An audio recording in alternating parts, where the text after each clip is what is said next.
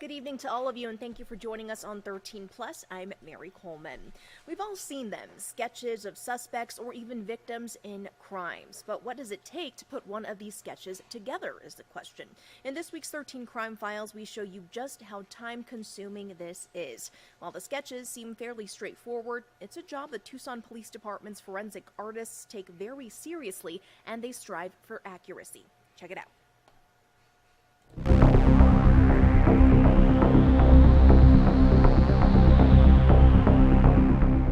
It's all about taking somebody back to that time, to that feeling. They say a picture is worth 1,000 words, and in these cases, pictures like these can help solve cases and win convictions. Jessica Romero and Krista Kiddo are crime scene specialists and forensic artists with the TPD, creating sketches of suspects and victims in various crimes. If it seems like a lost art, it kind of is. Lucky for them, it all started with the previous artist hoping to keep it going. When she was getting ready to retire, she didn't want this to be lost, so she reached out to Crime Scene to see if people would be interested in taking over composite drawing. So it started with our previous artist, and we trained under her for about 40 hours. Total. But the sketch is just one small part of it all. These artists say the most important part of the process is the interview. And we've been trained to do a composite specific interview. So we'll sit down with somebody and get as much information as we can about who they saw, the facial features, any clothing, the scene, anything like that. We don't wear perfumes or like heavy soaps when we go in because smell is such a trigger. And so we want people to say like, what was the light like that day? What time of day was it? What did it smell like? And smell is just such a powerful trigger that sometimes people who didn't think they were going to be able to remember somebody's face coming in, all of a sudden they can. Romero recently sketched out this post-mortem drawing, as law enforcement has not been able to identify him after his body was found in September. And I drew as much as I could, from the clothing that he had on him to accessories like a necklace. And then the teeth, I thought it was important to show his teeth because they were unique. The artists say although the technology may have changed, their goal remains the same, and that is giving power back to the victim. It's still important to be able to have an investigative tool like forensic art available to the Department for Investigations. Not everything is captured on camera, and I think it's good to be able to provide this kind of service so that there could be just one more opportunity to identify somebody of interest.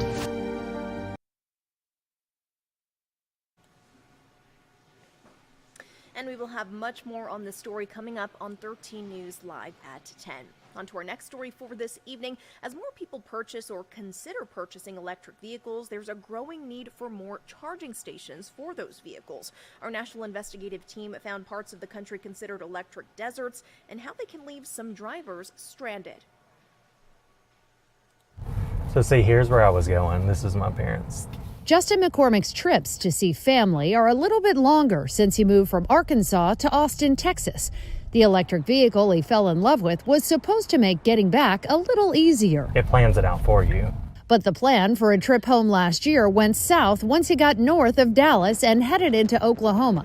McCormick's car, which can usually find charging stations at the push of a button, couldn't track down any as his charge dwindled. And so all of a sudden the battery was like, just kidding, we can't make it anymore.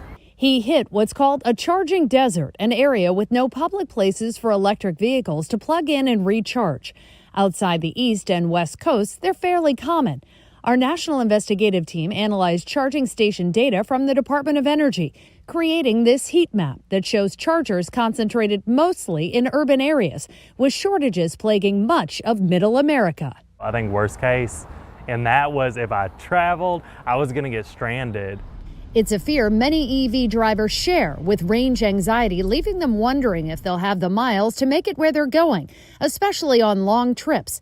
You'll see it all over social media, with people from West Virginia to Minnesota, the Great Plains to Portland, calling out a lack of publicly accessible chargers. McCormick is among them. That really creates like a lot of barriers that I think that people don't realize. They're hurdles that are becoming increasingly problematic as more EV drivers join the 3 million already on the hunt for places to plug in. That national data analyzed by our team shows there are more than 53,000 public EV charging stations across the U.S. in places like convenience stores, parking garages, universities, even a zoo and a winery.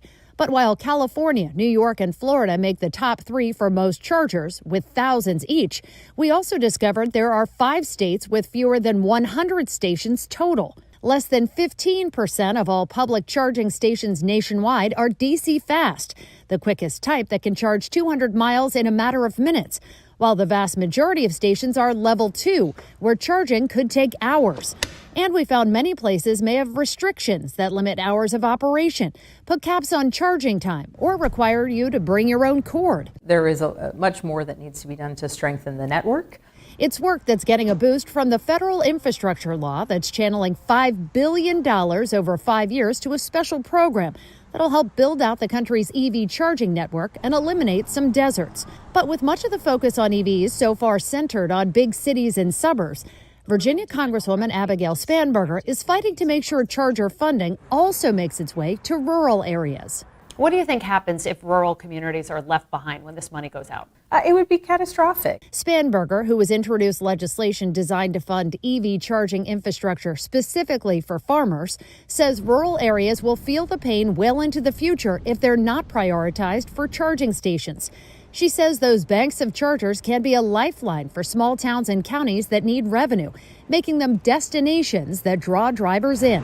Those can be major drivers of tourism to rural and agricultural communities. We want to make sure that as someone's driving through, that they're not just having to hug the interstate because they think that that's where they're going to be able to find the charging station. I think we have a real opportunity right now to make sure that rural communities aren't left behind. That's not a foregone conclusion. But Emily Wurzbo with the Environmental Defense Fund says stakeholders have to get involved in the process now because every state in the country is getting a piece of the charging program's pot and has to submit plans outlining how they'll spend it year by year. It's really a pivotal moment right now because there's a chance to course correct. We can give in feedback to let the government know how this funding is working. Right now, the work is focused on building out so-called alternative fuel corridors along some of the nation's busiest highways, putting fast EV charging stations every 50 miles, no more than a mile off the interstate. After that, Wurzba says states have more wiggle room to decide where stations could go off the beaten path. Up to their state Department of Transportation to have conversations across the state to figure out where they need charging the most. So it's designed to try to meet the needs of a specific state. So the conversation is really geared towards making it work for the local community.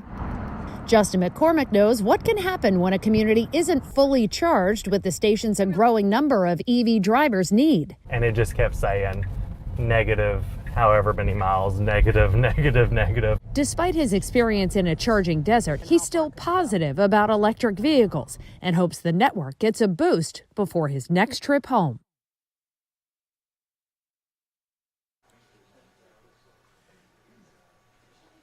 Now, rural underserved areas are also getting another opportunity to fund EV charging stations in their area. A $2.5 billion grant program is specifically designed to serve those communities, and that was unveiled last year. Thank you so much for joining us. We hope you will also join us for 13 News Live at 10, where we will have much more news and your weather forecast. For now, we will leave you with a live look of the Tucson metro area. Those clouds looking gorgeous out there. Hope you're enjoying the temperatures. I know a lot of us are. Have a great evening.